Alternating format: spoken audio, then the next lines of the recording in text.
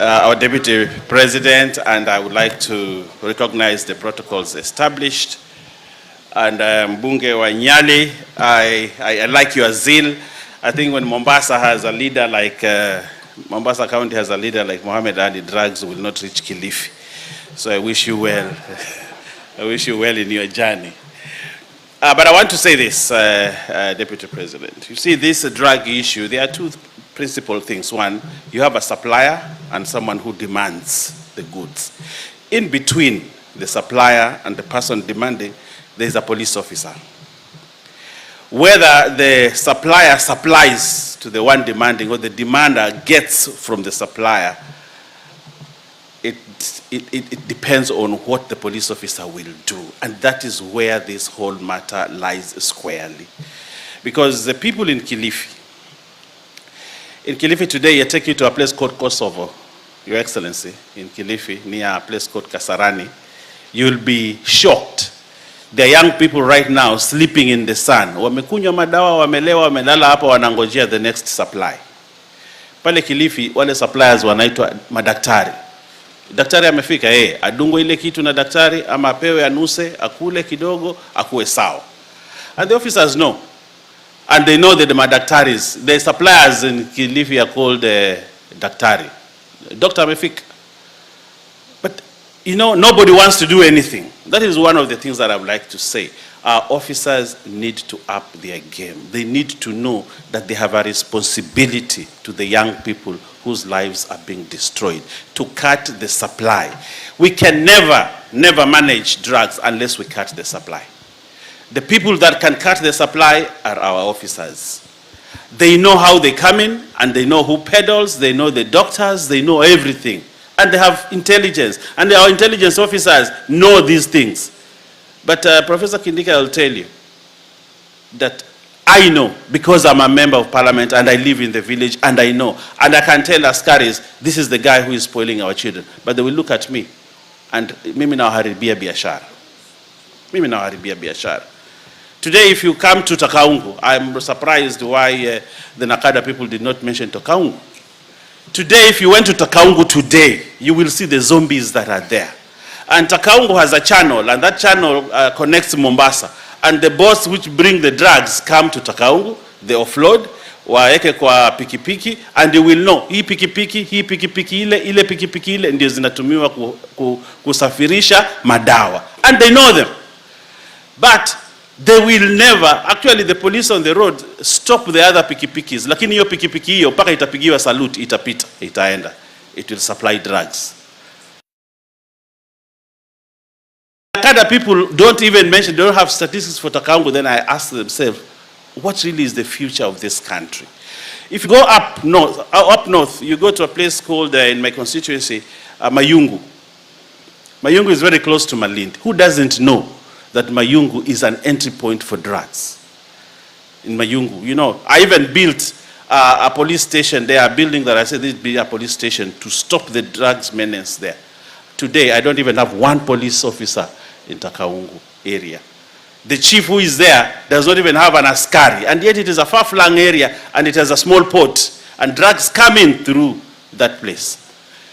Mnarani, Nakada mentioned Mnarani. Mnarani is in the heart of Kilifi, and everybody knows the old ferry place, you know where the ferry used to be. Who doesn't know that drugs come in through Mnarani?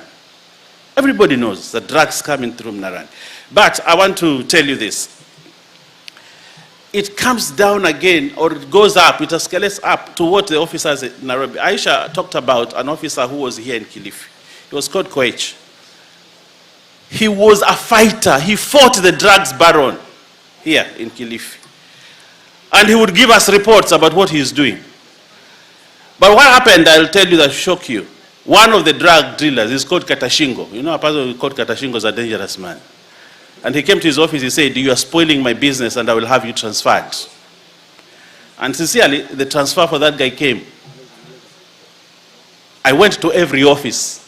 I went to every, including Kithure Kindiki's office. And I said, do not transfer that guy. He's the only hope we have to fight the drugs. But what happened, nobody listened to me. He was transferred. The kids are dying even more and more because that guy was transferred. So when we talk about the war on drugs, unless we are deliberate in the actions that we take, we will never win the war on drugs. But there is hope that you have started.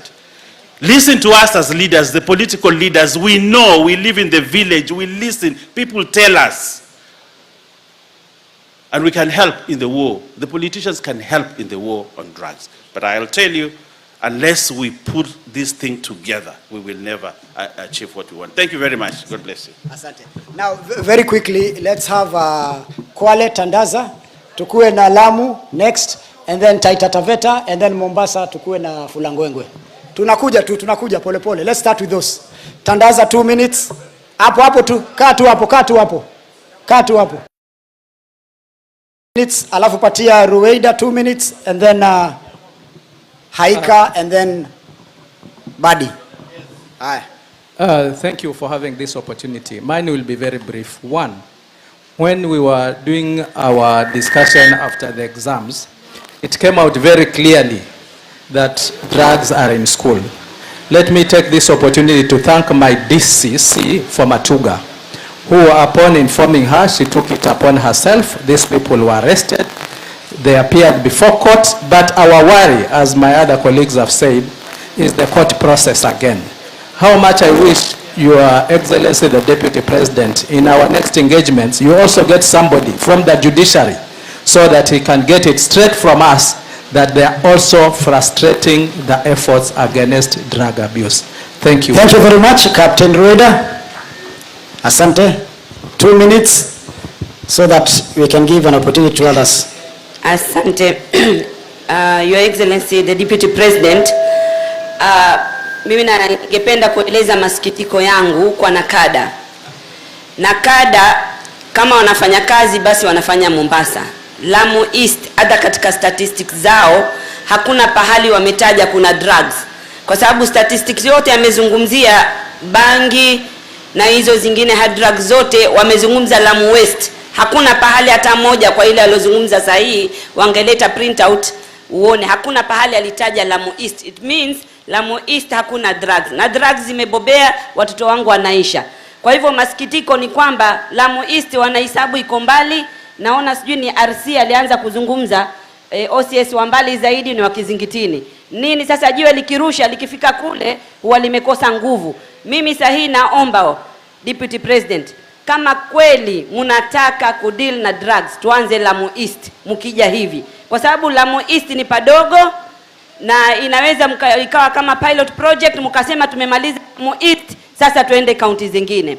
Ya pili, nataka kusema tafadhali msituletee police officers ambao ni punishment mkawaleta kule kwetu. Wakileta wanakuwa hawana haja, they have nothing to lose. Wanaachia watu wakule hizo drugs. Lengine nataka kuomba mbili tupatie wengine. Si mbili. Ya mwisho. Sasa kuna ingine mjue kule Lamu East hakuna biashara yote ambayo inaweza fanya. Na hawa police officer mjue sisi tukisema pia tuna ndugu zetu on your side upande wao wenu. Lakini kule Lamu East biashara ambayo inaweza kufanywa ni kuchaji permit za harusi na drugs. Hakuna biashara nyingine. Hakuna matatu, hakuna kuzunguka mkapata kitu. Kwa hivyo hilo mlijue tatizo liko. Waziri Kindiki na Deputy President, naomba maofisa wanawake wawe wengi.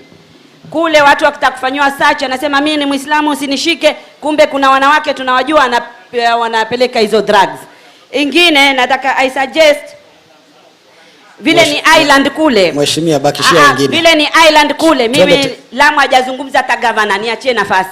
Lamu governor hakuna, kuna wengine mheshimiwa. Mimi ndio wa Lamu peke yangu hapa ambaye sasa ninazungumza.